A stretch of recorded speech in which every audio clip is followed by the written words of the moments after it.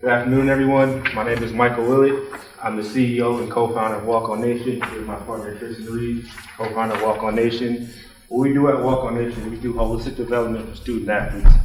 So, a background, we were both walk-ons turned scholarship players. We played football at UCF from 2013 to 2018. During that time, we've seen the highs, 12-0 national championship, and we've seen the lowest of lows, 0-12 to not win one game. Through that time, though, we've had many teammates go throughout the year. We noticed the one common denominator, whether the 12-0 season or the 0-12 season. None of our teammates, none of our athletic friends were prepared for the real world. Why were they not prepared for the real world? Because no one tells them that they can be enhanced by the athletic status, not defined by it. So what we do is we redefine athletic identity. Now, how do we redefine this athletic identity? We do interactive workshops and we have workbooks. Now, this works with colleges and high schools. This works by the colleges and high schools will fly us out to the team and we will work with them. Our workshop, interactive, discussion-based, no PowerPoint. It's a maximum of 40 people per workshop. So we never go over 40 people because that would dilute the program. So we can go multiple days where we're out there and the school will pay for us speaking with those engagements. On Tristan will tell us why we need this funding and everything that we're doing with that. Yeah, thank you, Mike. So just a quick background on this. We had a relatively soft launch of this January 1st of last year. Called a soft launch because at January 1st, I was out in Arizona playing basketball in my last game. He was here setting everything up, and I was not set to graduate until May. So we had our first speaking conference up at NC State May 3rd. We drove down that night so I can graduate May 4th. And that's really when we started launching this movement. Over this past year, we were able to speak at 3 different high schools, 3 different colleges, and 3 different conferences. And with the funding, what we're looking for is 3 basic things. One, on marketing, being able to really push different initiatives and campaigns full time. Bring someone on as a by assignment, essentially, create blogs, videos, infographics, different kind of graphics, and just be constant with bringing the content out. Because nowadays, at least how we feel it with our demographic and the ones that our decision makers are working with, content is king, and money's not the currency anymore, it's attention. So if we can occupy the digital space, make hashtag student athlete or student athlete development, leadership, Walkon, whatever it is, we're always the first one to pop up because we're creating this content and quality content that is continuing. Number 2 being ops, just the day-to-day prices of running a business, being able to go to these certain conferences. We're very blessed to have this be in Orlando. We live here, so we don't have to worry about flying out or rental cars and hotel rooms, but being able to go to these different events across the country, different conferences, different events that the NCAA puts on, because that's really where we get in front of the ADs, the people in charge of student athlete development. It's not like we've done the email thing and cold calling stuff like that, and sometimes it works, but most of the time it does not. They are very busy individuals. So being able to talk to their face and see them, have them see us do what we do, that's where money comes from. Just now we were at the Black Student Athlete Conference in Austin, Texas, 2 weeks ago. And from that, we were able to be in front of Baylor, Kansas, pretty much half the Big 12, and all of them telling them we're bringing you out this year. And that's how we get to where we're going, but we're not able to get to all these different events just out of our own pockets. And then lastly, development. Mike alluded to our workbook. Our biggest project starting this year in the next couple of months is creating that workbook. For example, me and Mike were at Texas Tech in October. It was amazing. We loved it. The administration loved it. Student athletes loved it. And they're going to bring us back, but it's already almost February. There's a big gap in there. We want to make sure they're continuing to build upon what we're saying. We're not just in there giving them a great message, we're interactive, it's great, and then we'll see you in 6 months or in 12 months.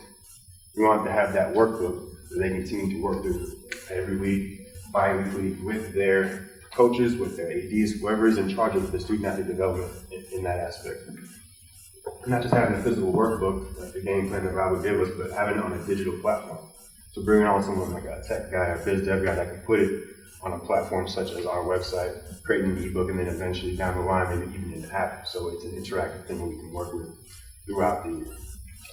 Again, Rob, thank you for having us out here. We appreciate just being in this room with you all. Take care.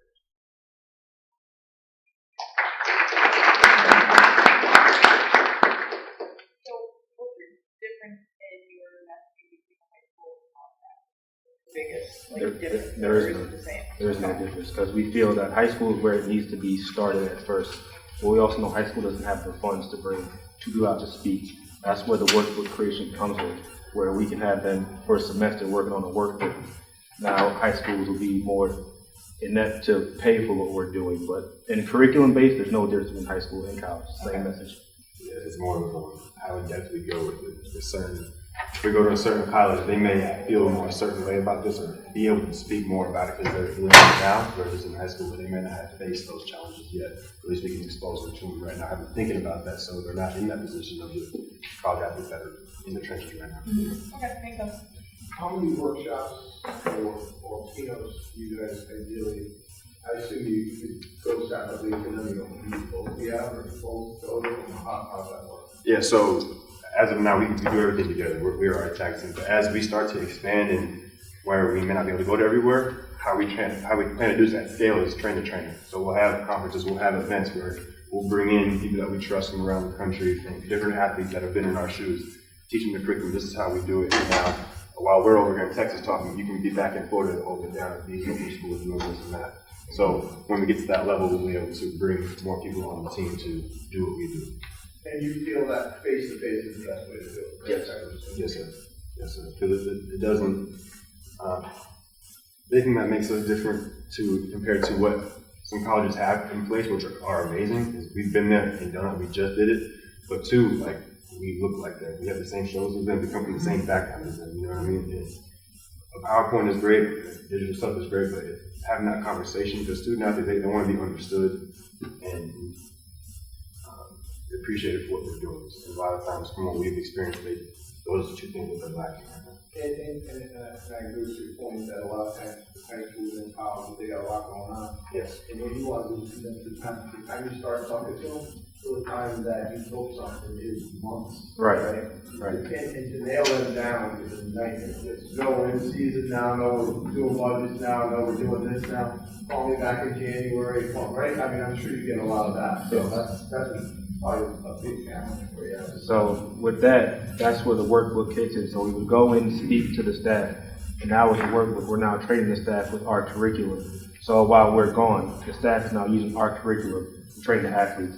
So we're not there in a sense, but our work is there. There's a lot of problems in the NCAA is they have curriculum they have to make, but a lot of times they just don't have the time to do it. So we'll be that middleman that cuts it out. Well, here's your curriculum. Now you can either do a cookie cut or do whatever you want to do with it. But here you go, we're taking the work away from you. So now you have a curriculum to base off. So when you bring us back, it's like we're right back in motion. We never left. So you go to school, you meet with a bunch of athletes, you leave the program with the university, with the coaches, the training staff, leadership of the program. Is there any opportunity for repeat renewal business so they're going to come back to Walkon Nation next year and continue to engage and sustain their revenue? Yes, sir. So our initial program we have right now, like Identity Redefined, is a three-stage process. So we'll come in August, beginning of the semester, talk about athletic identity. We'll come back before Christmas break, talk about integrity, values, whatever other. We have a suite of different workshops that we do. So based on the needs of the student athletes, we can do that, and then we can finish out the year with this one, depending on what their need is. We did one with Amherst and UMass strictly on mental health and how it affected their student athletes. Is the client always the university? Do you ever transition to a direct relationship with the student athletes? It's the university. We always have relationships with the university. We've also been very fortunate to be able to work with administrators as well. They come to us like, how do we connect these student athletes? How do we get them to come to these things? So we show them from a student athlete perspective, this is what they need, this is what they want, this is how we want to be approached. So this is the steps. You can still do the same curriculum you have, but these are the different methods of where you can reach them. Do you feel that SAC, which is a lot of the programs, is a good source for you as you build this, reaching out to different colleges, or do you feel that it's better dealing with administration? SAC is a really good opportunity for us to reach out to these schools. Does everybody know what SAC is? So SAC, we are both part of SAC for UCF. What SAC is basically a leadership council for student athletes for that university. So these group of people represent UCF on when different laws come in, we get a vote on what happens to them. We kind of take on leadership and community service initiatives for that school. But yeah, that'd be a great opportunity to get plugged in. But unfortunately, a lot of the times the leader of the SAC is not the one that makes the decision to figure it out. So we have those conversations Yeah, they're not for gonna sure. write a check. Yeah, we different that we do our due diligence with that. But usually it goes like, okay, that's great. I want to bring you up, but I got to check with my supervisor. So then we talk with them, and then to your point, then we go to the next person. So that's why it's important for us to get to these conferences, because the people that make the decisions are there in the front row, hearing us talk, and we talk to them face to face, and that's how we connect to that whole situation. Do you have plans to develop a kind of one-on-one coaching style, even if it's just a phone call? Like, I know you like to do the in-person, maybe that's like the start to establish the relationship, but I would think that there's people that really connect with your message. Yes. That you want that like ability to be able to call to create that kind of a relationship over the long term. Yeah, so that's the plan down the line where we have the revenue for the app to where we're fully accessible. So if you need us on a call, you can just call us up on the app, or if it's just a messaging you do, we're accessible on that app. We don't want it to be where it's just face to face here, never speak again. We want to be readily available. We know to be that way, we're going to need a digital platform and to be able to do that. So we're going to have this on one-on-one. We good? Somebody else? We were talking to the ADs at the conferences in the fall. So the athlete journey is so unique to walk on that versus scholarship athletes. Did the ADs pose question of taking the content to just limited to the walk-on athletes, so that's your history, legacy, and that's what you commented, but you guys essentially got scholarships. So it's our history and legacy, so it's not just for walk-ons. Just the mentality comes from Walk-On Nation. We were walk-ons. That's where our curriculum comes from, our experiences.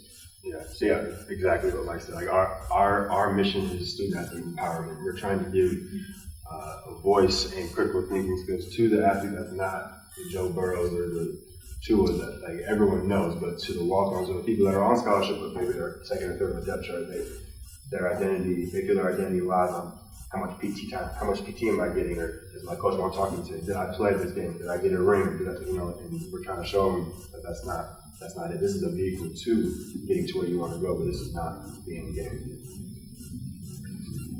Like I told you guys earlier, briefly, you guys are modern day Rudies. Because of what you are doing. Yeah, Rudy gets up there and he speaks and he does his thing, if you know him. But at the end of the day, you're actually in the trenches with the student athletes. So kudos for that.